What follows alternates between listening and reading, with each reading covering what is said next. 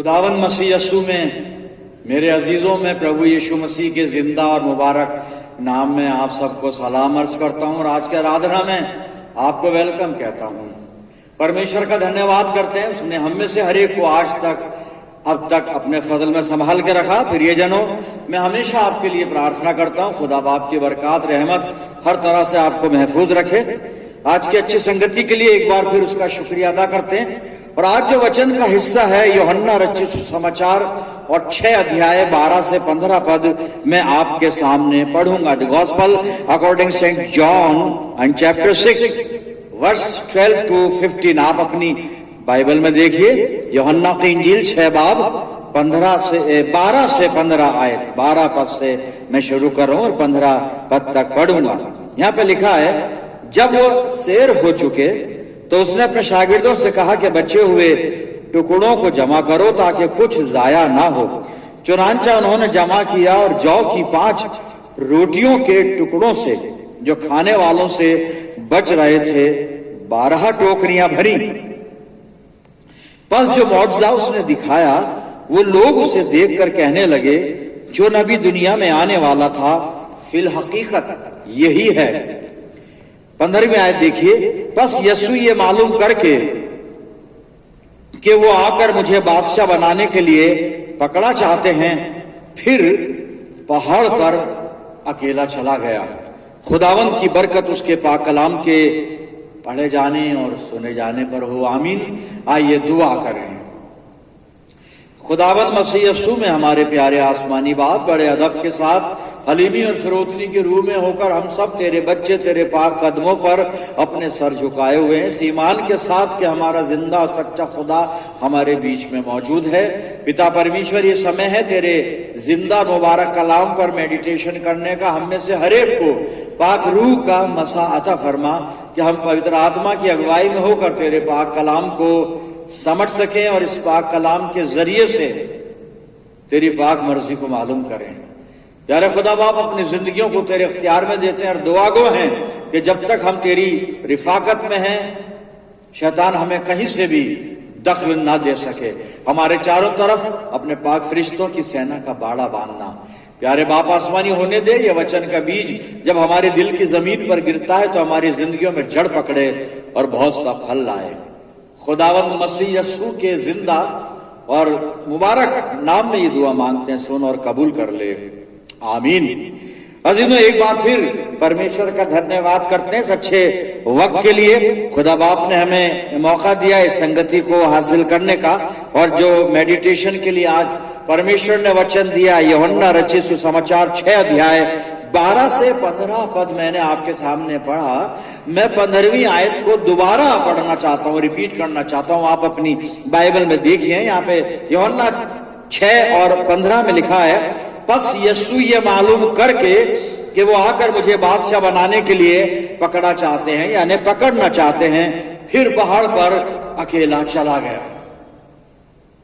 लोगों का एक हुजूम है जिसकी संख्या यूहन्ना पुरुषों की 5000 बता रहा है। और जो इसका बैकग्राउंड या पृष्ठभूमि इस टेक्स्ट की जो है वो ये है कि खुदावंद मसीह यस्सु ने 5000 की भीड़ को, और ये 5000 केवल पुरुष हैं, वहां स्त्रियां भी थी, बच्चे भी थे, लेकिन बाइबल जो बयान कर रही है उसमें मैं आप तक पहुंचा रहा हूं। खुदावंद मसीह यस्सु ने जौ की 5 रोटी और 2 मछलियों से 5000 से ज्यादा लोगों को यहाँ पर खाना खिलाकर तृप्त किया है। और फिर जहां से हमने पढ़ना शुरू किया था वहां से लिखा है कि उसके चेलों ने बचे हुए जो टुकड़े थे खाने के या रोटी के, वो 12 टोकरियां भरकर उनको उठाया। इतना बच भी गया, जो टुकड़े बच गए थे खाने वालों ने जो छोड़ दिए थे। और ये एक मौजज़ा है जो यहाँ पर सरियन लोग देख रहे हैं, और एक बहुत बड़ी भीड़ है जिसका यहाँ पे फिगर भी लिखा हुआ है, 5000 पुरुष, यानी 5000 से ज्यादा लोग थे। और जब ये हो गया, ये मौजज़ा हो गया, एक घटना जो यहाँ पर हम देख रहे हैं, उसके बाद 15वीं आयत में लिखा है कि यस्सु ये मालूम करके, खुदावंद मसीह यस्सु को ये मालूम हुआ, He came to know, उसको पता चला कि लोग मुझे राजा बनाने के लिए पकड़ा चाहते हैं। मेरी जो उर्दू की बाइबल इस्तेमाल कर रहा हूं इसमें इतना ही लिखा है, लेकिन जब आप इंग्लिश की बाइबल, इंग्लिश वर्जन पढ़ेंगे तो वहां पर जो अल्फाज आए वहां यह लिखा है कि लोग उसको फोर्सली पकड़ना चाहते थे, उसको लेना चाहते थे। टेक हिम फोर्सली, फोर्स के साथ जबरन पकड़कर इसे राजा बनाना चाहते हैं, अपना किंग बनाना चाहते हैं। लेकिन आगे लिखा है खुदावंद मसीह यीशु वहां से चला गया और पहाड़ पर अकेला चला गया। अजीजों, इस पद पर ही हम ध्यान देंगे थोड़े समय के लिए। एक इतनी बड़ी भीड़ है लोगों की, और ये भीड़ प्रभु यीशु मसीह को, मेरे खुदावंद मसीह यीशु को राजा बनाने की ख्वाहिशमंद है। अपना राजा उसको बनाना चाहते हैं, किंग बनाना चाहते हैं, लेकिन मसीह यीशु बनना नहीं चाहता और वहां से पहाड़ पर अकेला चला गया। दो बातें हैं यहां पर। बहुत बड़ी भीड़ है जो खुदावंद मसीह यीशु को अपना राजा बनाना चाहती है। खुदावंद मसीह यीशु बनना नहीं चाहता। मैं सोच रहा था कि कौन शख्स ऐसा है कि जिसको एक बहुत बड़ी भीड़ राजा बनाना चाहे, अपना लीडर बनाना चाहे, अपना अगुवा तस्लीम करके और अपने आप को उसकी अधीनता में देना चाहे और वो शख्स मना कर दे। मेरे ख्याल से ह्यूमन नेचर में कोई ऐसा शाज़ो नादिर ऐसा कोई शख्स, ऐसा व्यक्ति बिरला कोई होगा जो मना कर देगा, या इतनी बड़ी अपॉर्चुनिटी को, इतने बड़े अवसर को वो हाथ से जाने देगा कि मैं नहीं बनता राजा, जबकि एक बहुत बड़ी भीड़ उसे राजा बनाने को तैयार है इसमें।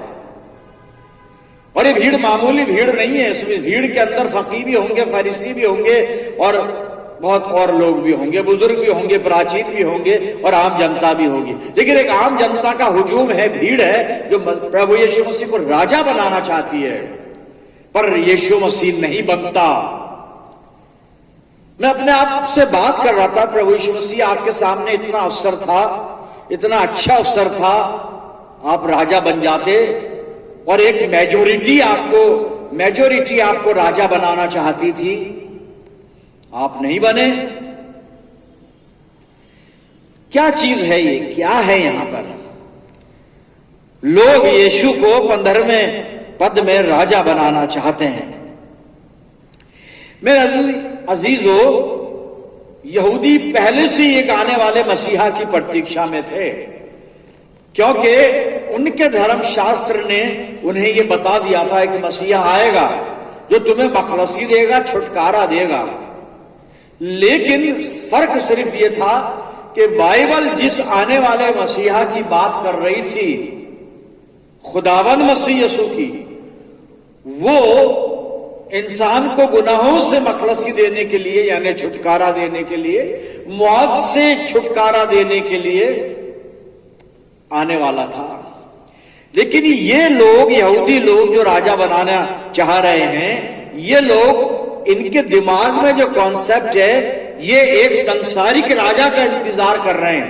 ये एक दुनियावी बादशाह को अपने दिल में और अपने दिमाग में बसाए हुए हैं। इनके दिल और दिमाग का जो राजा है साहब, वो सांसारिक है, यानी दुनियावी है, वर्ल्डली है।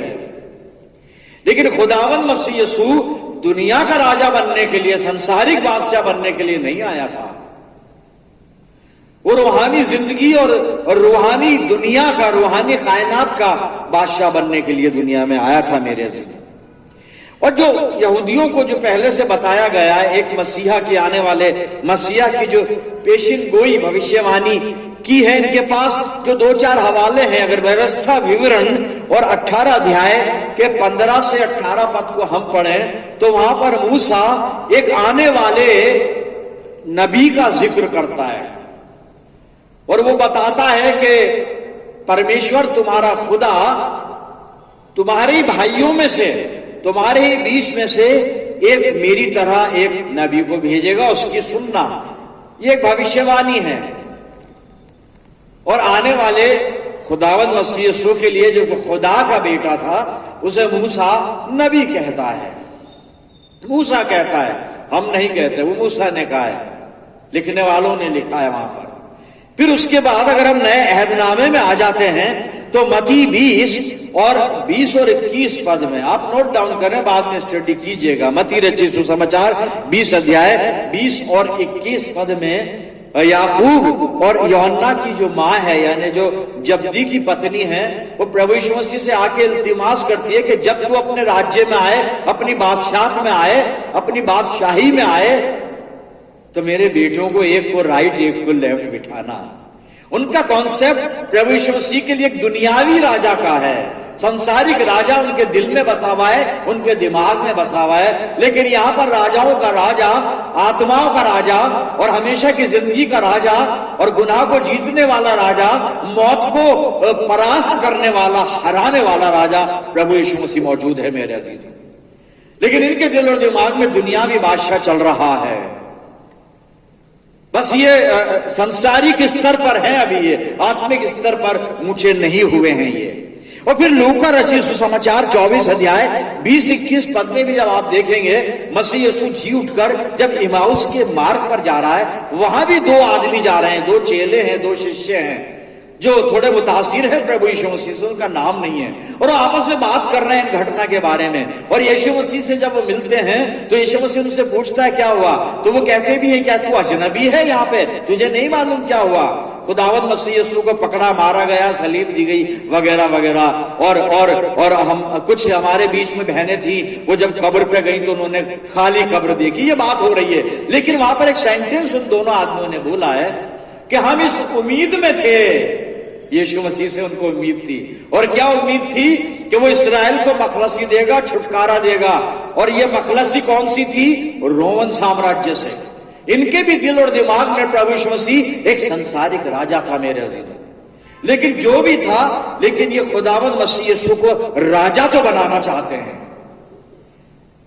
हम ये सोच सकते हैं कि बड़े अच्छे लोग हैं ये, भाई अब इससे बड़ा आदर और क्या दे सकते हैं हम प्रभु यीशु मसीह को कि उसको हम राजा बना लें, अपना किंग बना लें उसको हम। तो इन लोगों के लिए एप्रिसिएशन का ख्याल आता है कि इनको एप्रिशिएट करना चाहिए। कितना आदर ये प्रभु यीशु मसीह को दे रहे हैं, कितना सम्मान दे रहे हैं, कितना अडोर कर रहे हैं प्रभु यीशु मसीह को। इनकी साहब ये भक्ति है कि उनको राजा बनाना चाहते हैं। और यीशु मसीह है बनना नहीं चाहता, क्योंकि यीशु मसीह सब कुछ जानता है ना। यीशु मसीह को यह भी मालूम है कि ये मुझे राजा क्यों बनाना चाहते हैं, क्यों बनाना चाहते हैं। और उनका जो मकसद है यीशु मसीह को राजा बनाने का, वो सही नहीं है। इसलिए खुदावंद मसीह यीशु वहां से पहाड़ पर अकेला चला गया, उन्हें छोड़कर। उनकी बात ना सुनी ना मानी। वो राजा बनना नहीं चाहता, क्योंकि वो जानता है कि जो लोग उसको राजा तस्लीम कर रहे हैं, जो लोग उसको राजा मान रहे हैं, क्यों मान रहे हैं, वो वजह जानता है क्यों मान रहे हैं। अब मैं आपको बताना चाहूंगा कि ये क्यों मसीह यीशु इनकी बात से सहमत नहीं है, क्यों राजा बनना नहीं चाहता, और ये क्यों बनाना चाहते हैं राजा। हुआ क्या है मेरे अजीजों, जब हम यूहन्ना रचित सुसमाचार के पहले अध्याय से पढ़ना शुरू करते हैं, और जो आज हमारे सामने वर्ष है, जब हम यहां पर आ जाते हैं तो यहां पर 7 बड़े काम जो प्रभु यीशु मसीह के द्वारा किए गए हैं, जो यूहन्ना लिखता है।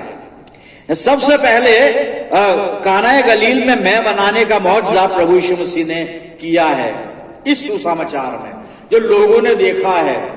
और ये मिरेकल बड़ा मशहूर हो गया वहां पर, पानी से मैं बना दी गई है।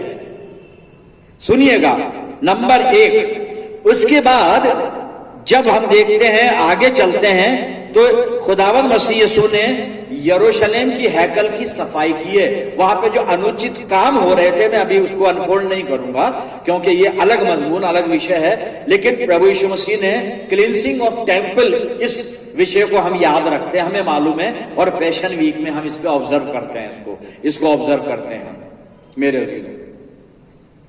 ये भी एक काम प्रभु यीशु मसीह ने किया, और बड़ा मुश्किल टास्क था ये, जो खुदावंद मसीह यीशु ने जो वहां पे अनुचित हो रहा था मंदिर में, उसको रोका है। ये दूसरा काम प्रभु यीशु मसीह ने किया है। इसके बाद फिर आगे चलकर आगे के अध्याय में निकोदेमुस यीशु मसीह के पास आया है, आलिम है, फाजिल है, बहुत बड़ा आदमी है। और खुदावंद मसीह यीशु ने इतने बड़े आदमी की, इतने आलिम, इतने फाजिल की क्लास ले डाली है वहां पर, जो नए जन्म को नहीं समझ रहा है, बॉर्न अगेन की थ्योरी को नहीं समझ रहा है, और है आलिम, है फाजिल। ये करा साहब एक बहुत बड़ा काम।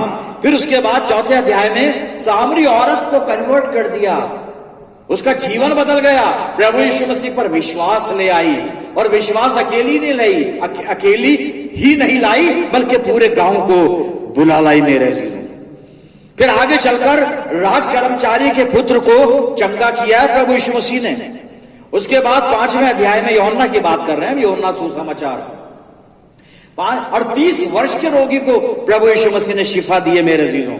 और फिर 6ठे अध्याय में 5000 से ज्यादा लोगों को 5 रोटी और 2 मछली से भोजन करा दिया, और बचे हुए टुकड़ों से 12 टोकरी भरकर उठा ली गई। ये इन लोगों ने देखा है, इन लोगों की पर्सनल जरूरतें यीशु मसीह के द्वारा पूरी हो रही हैं, इसलिए ये यीशु को राजा बनाना चाहते हैं साहब। इसलिए इनका पर्सनल उसके अंदर इंटरेस्ट है यीशु मसीह में, पर्सनल लस्ट पूरे हो रहे हैं, खाना मिल रहा है, चंगाई मिल रही है, बहुत कुछ मिल रहा है। और भी आगे चलकर बहुत बातें की जा सकती हैं, और आगे चलकर मिला भी है लोगों को। अभी हम वो सारी बातें बोलना यहां पर मैं मुनासिब नहीं समझता, लेकिन यहां पर इनकी ख्वाहिशें पूरी हो रही हैं, इनकी अपनी खुद की अभिलाषाएं पूरी हो रही हैं इन लोगों की, और इनकी सारी जरूरतें पूरी हो रही है ना, इसलिए यीशु मसीह को ये राजा बनाना चाहते हैं। दिल से प्रभु यीशु मसीह को थोड़ी ना मानते हैं, यीशु मसीह को ये दिल से खुदा का बेटा तस्लीम थोड़ी ना कर रहे हैं, ये दिल से उसको नजात दहिंदा नहीं मान रहे हैं। बस इतना है कि इनकी सारी आवश्यकताएं प्रभु यीशु मसीह के द्वारा पूरी हो गई, तो ये उसे राजा बनाना चाहते हैं। मेरे अजीजों, कई बार हम भी खुदावंद मसीह यीशु को तब इज्जत, आदर, मान, सम्मान देते हैं, तब उसको अपना प्रभु कहकर मानते हैं, जब हमारी जरूरतें पूरी होती हैं, हमारे पर्सनल इंटरेस्ट पूरे होते हैं, हमारी योजनाएं पूरी होती हैं, तब हम उसको राजा मानते हैं, प्रभु मानते हैं। और होता क्या है हमारी जिंदगी में कई बार कि जब हम शोक में सांत्वना चाहते हैं, गम है उसमें हमें तसल्ली चाहिए, कठिनाई है उसमें हमको हेल्प चाहिए, मोरल सपोर्ट चाहिए, संकट में है हमको शांति चाहिए, अगर हम डिसअपॉइंट हैं, निराशा में हैं, डिप्रेशन में हैं, तो हमको रिक्रिएशन चाहिए, हेल्प चाहिए, हमको थोड़ा सा सुकून चाहिए। तब हम यीशु को बहुत चाहने लगते हैं, तब हम यीशु को प्रभु मानने लगते हैं, तब हम प्रभु को लॉर्ड मानने लगते हैं, सब कुछ। लेकिन जैसे खुदावंद मसीह यीशु हमसे कहता है सैक्रिफाइस करो, मेरा क्रूस उठाओ, अपना क्रूस उठाओ, कुर्बानी करो, मेरे लिए तकलीफ उठाओ, तब हम भाग जाते हैं। ये वही भीड़ है जो ऐसा कर रही है, और हम भी कई बार ऐसा ही करते हैं मेरे अजीजों। वो राजा बनाने के लिए आए यीशु मसीह को, यानी वो अपनी मान्यता के सांचे में प्रभु यीशु मसीह को ढालना चाह रहे हैं। यही काम हम करते हैं, हम अपने विचारों के द्वारा, जो हमारी मान्यता है, जो हमारे ख्यालात हैं, उसके सांचे में, जो सांचे हमारे हैं, जो फ्रेम हमारा है, उस सांचे में प्रभु यीशु मसीह को ढालना चाहते हैं मेरे अजीजों। हम उसको अपना प्रभु बनाना चाहते हैं। हम अपनी इच्छाओं को, अपनी योजनाओं को, अपनी मर्जी को, अपनी अभिलाषा को, अपनी आवश्यकता को प्रभु यीशु मसीह के अंदर पूरा करना चाहते हैं, और तब हम उसको प्रभु मानते हैं। और ऐसा करते हैं तो वो प्रभु हमारा प्रभु नहीं होता साहब। हमारा खुदावंद मसीह यीशु ऐसा प्रभु बनने के लिए तैयार नहीं है, वो हमारा ऐसा राजा बनने के लिए तैयार नहीं है कि जिस राजा के द्वारा हम अपनी इच्छाओं को पूरा करें, अपनी मनमानी करें, अपनी अभिलाषा को पूरा करें मेरे अजीजों। हम यीशु को अपने इरादों की पूर्ति करने की एक सामग्री मान लेते हैं, एक साधन बनाना चाहते हैं कि हमारी इच्छाएं पूरी होंगी इसके द्वारा। मेरे अजीजों, यीशु मसीह ऐसे लोगों का राजा नहीं बनता है, ऐसे लोगों का प्रभु नहीं बनता है, ऐसे लोगों का लॉर्ड स्वामी नहीं बनता है, मेरे नहीं बनता है। ये लैंड सीजन है और हम रोज संध्या के समय मेडिटेशन कर रहे हैं और संगति में आ रहे हैं, प्रार्थना हो रही है, दुआएं हो रही हैं मेरे अजीजों। तो हम कैसे यीशु मसीह के पास जा रहे हैं और हमारा रिलेशन क्या है यीशु मसीह के साथ? मतलब हम क्या समझ रहे हैं यीशु मसीह को? क्या हम अपनी इच्छा पूर्ति के लिए उससे दुआ कर रहे हैं इस लैंड सीजन में? हमें ये मिल जाए, हमें ये मिल जाए, हमें इस प्रॉब्लम से छुटकारा मिल जाए, इस बीमारी से छुटकारा मिल जाए। हम इसलिए कि 40 दिन बिल्कुल सीधे बनकर और बिल्कुल फास्टिंग के साथ और उससे दुआ कर रहे हैं, याचना कर रहे हैं और 40 दिन के बाद फिर पुराने जीवन में लौट जाते हैं। ऐसा ही होता है। तो अगर हम ऐसा कर रहे हैं तो हमारी दुआएं ये दुनिया का, कायनात का बनाने वाला जो राजा है यीशु मसीह, ये स्वीकार नहीं करेगा साहब। हम इन दिनों में यानी लैंड सीजन में हम दुआ ये ना करें कि प्रभु तेरे द्वारा हमारी इच्छा पूरी हो, हम दुआ ये करें कि प्रभु तेरी पवित्र इच्छा हमारे जीवन में पूरी हो जाए। जो तेरा उद्देश्य है हमारी बुलाहट के प्रति, जिसके लिए तूने हमें संसार में रखा है, चुन के रखा है, हमें अपना नाम दिया है, तो तेरा मकसद हमारी जिंदगी में पूरा हो जाए। हमारी दुआ ये ना हो कि हमारे मकसद प्रभु यीशु मसीह में पूरे हो। मेरे अजीजों, आप किधर हैं? किस तरफ हैं आप? अपनी इच्छाओं की पूर्ति प्रभु में करना चाहते हैं या फिर प्रभु यीशु मसीह की इच्छा, उसकी पाक मर्जी आपकी जिंदगियों में पूरी हो? आपके पास क्या चुनाव है? दो बातों में से आप किधर हैं मेरे अजीजों? हम दुआएं कर रहे हैं ना रोज शाम को, व्हाट इज आवर प्रेयर? हमारी दुआ क्या है? क्या हमारी दुआ यह है कि हे प्रभु मुझे शक्ति दे कि मैं अपनी इच्छा तेरे द्वारा पूरी करूं? क्या ये दुआ है हमारी? या फिर ये दुआ है, हे प्रभु मुझे अपनी शक्ति दे दे, अपनी पवित्र आत्मा दे दे, पवित्र आत्मा की सामर्थ्य दे दे कि मैं तेरी इच्छा अपने जीवन में पूरी करूं। अगर हम उसकी इच्छा को अपने जीवन में पूरी करेंगे, वो हमारा राजा बनने के लिए तैयार है, हमारा प्रभु बनने के लिए तैयार है, हमारा स्वामी बनने के लिए तैयार है, हमारा लॉर्ड बनने के लिए तैयार है। लेकिन अगर हम इन लोगों की तरह, जो वचन में हमने पढ़ा, 5000 से ज्यादा की भीड़ जो अपनी इच्छा पूर्ति के लिए, अपने इरादों को पूरा करने के लिए यीशु को राजा बनाती है, राजा बनाना चाहती है जबरदस्ती, और मान लिखा यीशु मसीह ने छोड़कर चला गया, प्रभु यीशु आपको छोड़कर चला जाएगा। अगर आप अपनी इच्छा पूर्ति के लिए उसको अपना बना रहे हैं, उससे दुआ कर रहे हैं, उसकी संगति में आ रहे हैं, उसके वचन को सुन रहे हैं, प्रभु आपके साथ नहीं रहेगा मेरे अजीजों। आप अगर अपनी अभिलाषा उसके द्वारा पूरी करना चाहते हैं, आप अपनी योजनाएं जो बना रखी है उसके द्वारा पूरी करना चाहते हैं, प्रभु आपके साथ नहीं रहेगा। आप कितने रोजे रख लें, कितनी दुआएं कर लें और कितनी दहकी दे दें, प्रभु चाहता है कि हम उसकी इच्छा को पूरा करें। प्रभु चाहता है पिता परमेश्वर की इच्छा को पूरा करें, तब हम आशीष के भागी होंगे, तब प्रभु का अनुग्रह हम पे होगा मेरे अजीजों। मैं आखिरी पद पढ़ रहा हूं, चॉइस आपके हाथों में है। इन दिनों लैंड सीजन की जो रोज डेली प्रेयर चल रही है, आप क्या दुआ कर रहे हैं? क्या आप अपनी इच्छा उसमें पूरी करें या उसकी पवित्र इच्छा आपके जीवन में पूरी हो? खुदा करे हम दुआ ये करें कि प्रभु तेरी पवित्र इच्छा मेरे अंदर पूरी हो जाए, प्रभु तेरी योजना मेरे जीवन में पूरी हो जाए, प्रभु तेरे पवित्र विचार मेरे द्वारा पूरे हो जाएं। उसकी मर्जी अगर पूरी होगी, हम करेंगे उसकी इच्छा का पालन, उसकी इच्छा को पूरा करेंगे, उसकी इच्छा पर चलेंगे। चाहे बेटी की इच्छा हो, चाहे पिता परमेश्वर की, एक ही बात है साहब। खुदा की मर्जी, यीशु मसीह की मर्जी एक ही मर्जी है, और एक मर्जी यही है कि सब नजात पाए। नजात कब मिलेगी? जब हम उसकी मर्जी को पूरा करेंगे। इटर्नल लाइफ कब मिलेगी? जब हम उसकी इच्छा को पूरा करेंगे। चाहे वो परमेश्वर की इच्छा, चाहे प्रभु यीशु की इच्छा, दोनों की इच्छा तो सेम है ना, एक ही है। जी मैं आखिरी पद पढ़ने वाला था, मत्ती रचित सुसमाचार और 7 अध्याय और 21 पद सुनिएगा, जो आज का वचन है कि हम उसकी इच्छा को अपने जीवन में पूरा करें। तो क्यों करें, अब सुन लीजिए। मत्ती 7:21 पद में पढ़ रहा हूं, जो मुझसे आए खुदावन कहते हैं, उनमें से हर एक आसमान की बादशाही में दाखिल ना होगा।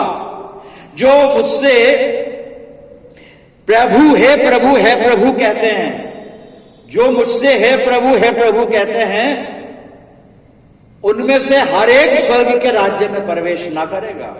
अरे भाई ऐसा क्यों, हम तो प्रभु कह रहे हैं आपको, प्रभु यीशु मसीह आपको प्रभु कह रहे हैं जी। सुन लीजिए फिर अपनी बाइबल में, आप देखिए मत्ती 7:21, जो मुझसे आए खुदावन कहते हैं, उनमें से हर एक आसमान की बादशाही में दाखिल ना होगा, मगर वही जो मेरे आसमानी बाप की, मेरे स्वर्गीय पिता की मर्जी पर चलता है, इच्छा पर चलता है। मेरे अजीजों, मैं अपने आप को जांच लूं इन दिनों में, लैंड सीजन में मैं किसकी मर्जी पूरी कर रहा हूं, अपनी जिंदगी में अपनी मर्जी पूरी कर रहा हूं या अपने आसमानी बाप की मर्जी को पूरा कर रहा हूं, किसकी मर्जी पर चल रहा हूं मैं? मुझे मेरे खुदा मेरे नजात दहिंदा प्रभु यीशु मसीह की पाक मर्जी पर चलना है, तब मुझे बरकतें मिलेंगी, मुझ पर रहमत नाजिल होगी। यीशु मसीह मेरा है मेरे अजीजों, और अगर मेरा है तो मैं उसकी इच्छा अपनी जिंदगी में पूरी करूं। यही हम सब करें और यही प्रार्थना हम आज प्रभु से कर रहे हैं। आइए दुआ मांगे। खुदावन मसीह यीशु में हमारे प्यारे आसमानी बाप, धन्यवाद करते जीवित वचन के लिए प्रभु, जो हमें आगाह करता है और मसीह विश्वास में हमें मजबूत करता है और मसीही जिंदगी में हमें जीने के तौर तरीके सिखाता है। आज कलाम ने हमें सिखाया है पिता परमेश्वर कि हम तेरी पाक मर्जी को अपनी जिंदगियों में पूरा करें। हम सबको ऐसी तौफीक देना, पवित्र आत्मा की अगुवाई हमें देना कि हम तेरी पवित्र इच्छा को अपने जीवन में पूरा करें। पिता परमेश्वर, अपनी जिंदगियों को हम तेरे इख्तियार में देते हैं। प्यारे बाप आसमानी, जितने मेरे साथ इस दुआ में शामिल हैं, मैं इन सब अजीजों के लिए दुआ करता हूं कि तेरी शफकत, रहमत और बरकत का साया इन अजीजों पर हमेशा बना रहे। हम सब मिलकर पूरे आलम के लिए दुआएं खैर करते हैं। आसमानी बाप, परमपिता परमेश्वर, सारी बातों में अपने आप को तेरी अधीनता में सौंप देते हैं और इस प्रार्थना को तेरे प्यारे पुत्र और अपने उद्धारकर्ता और जीवन देने वाले खुदावन यीशु मसीह के जिंदा और मुबारक नाम के वसीले से मांगते हैं। सुन और कबूल कर ले, आमीन। अब हमारे प्रभु यीशु मसीह का अनुग्रह, पिता परमेश्वर का प्रेम, पवित्र आत्मा की सहभागिता हम में से हर एक के साथ, समस्त विश्वासियों के साथ, हमारी सब मंडलियों के साथ अब से लेकर हमेशा तक होती रहे। आमीन।